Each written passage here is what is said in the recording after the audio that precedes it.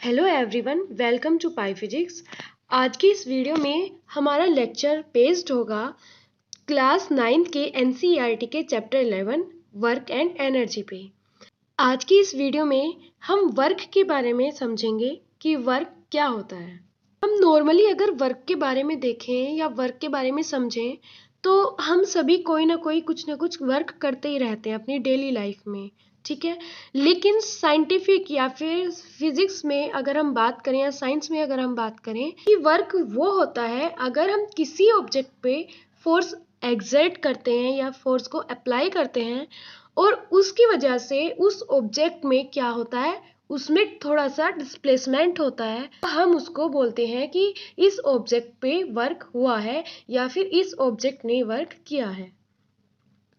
जैसे आप इस इमेज में देख रहे हो कि एक हॉर्स क्या कर रहा है, एक कार्ट को पुल कर रहा है, ठीक है। तो इसका मतलब ये क्या हुआ, इस हॉर्स ने क्या किया, इस कार्ट पे फोर्स एक्सर्ट किया और फोर्स एक्सर्ट करने के बाद ये कार्ट क्या हुआ, जिस डायरेक्शन में हॉर्स चल रहा है उसी डायरेक्शन में इसने मूवमेंट करना स्टार्ट कर दिया। तो यहाँ पे हम कह सकते हैं कि यहाँ पे वर्क डन हो रहा है। अब इसका हम अदर कोई एग्जाम्पल देखते हैं। इस इमेज में आप देख सकते हो कि एक बंदा ऊपर को चढ़ रहा है, स्टेयर्स पे ऊपर चढ़ रहा है। तो यहाँ पे भी वो क्या कर रहा है, वर्क कर रहा है, ठीक है। क्योंकि जिस डायरेक्शन में फोर्स लगा है उसी डायरेक्शन में इसमें क्या हो रहा है, डिस्प्लेसमेंट हो रहा है। नेक्स्ट अगर हम देखें तो एक कार जैसे इस इमेज में आपको दिख रही है, यहाँ पे आप देख सकते हो कि एक कार है वो जा रही है। तो यहाँ पे क्या होगा, इसमें जो वर्क होगा वो कैसे होगा, एक इंजन जो है वो व्हीकल पे या फिर एक कार पे क्या कर रहा है, उसको मूविंग में ला रहा है, इसकी वजह से उस पर क्या हुआ, वर्क हुआ। या फिर क्या हुआ, यहाँ पे इंजन पे फोर्स अप्लाई किया गया जिसकी वजह से उसने वर्क करना स्टार्ट किया, ठीक है। अब दूसरी चीज हम देख सकते हैं, अगर कोई ऑब्जेक्ट ऊपर से नीचे आता है, अर्थ की डायरेक्शन में आता है, अर्थ की तरफ को आता है, तो उस टाइम पे उस ऑब्जेक्ट पे क्या लग रहा है, एक फोर्स लग रहा है, जिस फोर्स को हम बोलते हैं ग्रेविटेशन फोर्स। तो इस फोर्स की वजह से क्या हुआ, डिस्प्लेसमेंट हो रहा है। तो इसका मतलब उस ऑब्जेक्ट के ऊपर से नीचे आने पर भी क्या हो जाएगा, उस ऑब्जेक्ट के थ्रू वर्क किया जा रहा है। जैसे यहाँ पे लिखा है, a body dropped from a height falls towards the earth. It indicates that the earth exerts a force of attraction called gravity। जो अर्थ क्या करती है, जो फोर्स एक्सर्ट करती है वो किसके थ्रू होता है, ग्रेविटी के थ्रू होता है। And the gravitational force does work in pulling the body towards it.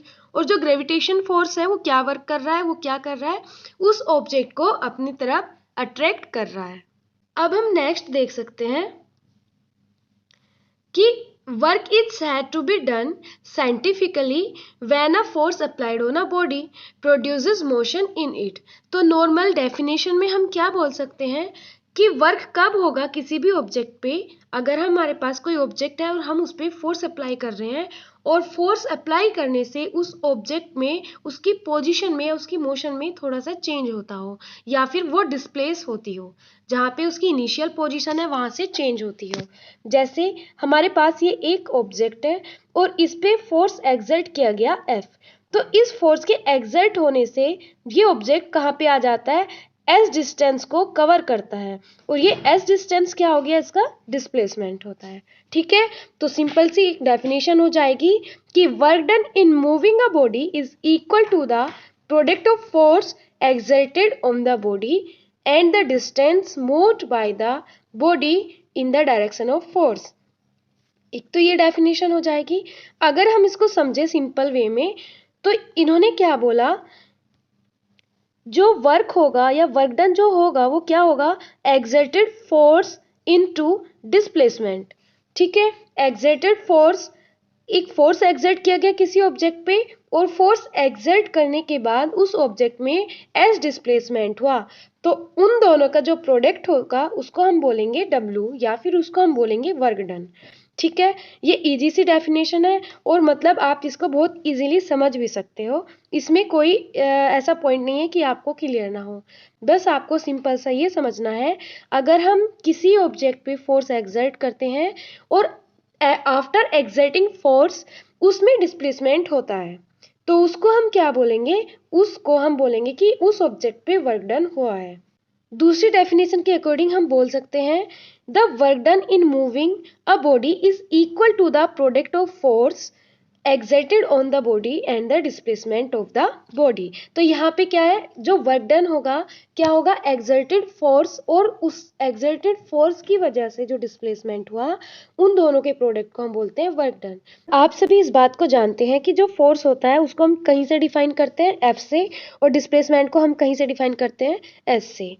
ठीक है, और फोर्स को सिंपली अगर फोर्स के बारे में बात करें तो फोर्स क्या होता है, किसी भी ऑब्जेक्ट को पुल करना या पुश करना, और उस पुल और पुश की वजह से उस पे जो हमें इफेक्ट शो होता है, जैसे गेट को ओपन करना है, गेट को बंद करना, तो ये क्या होता है, वहां पे हमने फोर्स एक्सर्ट किया, या तो हम उसको पुल करेंगे अपनी तरफ को खींचेंगे, या हम उसको पुश करेंगे बंद करेंगे जब, तो ये कंडीशन क्या होती है, इनका जो इफेक्ट शो होता है वो उसको हम बोलते हैं फोर्स।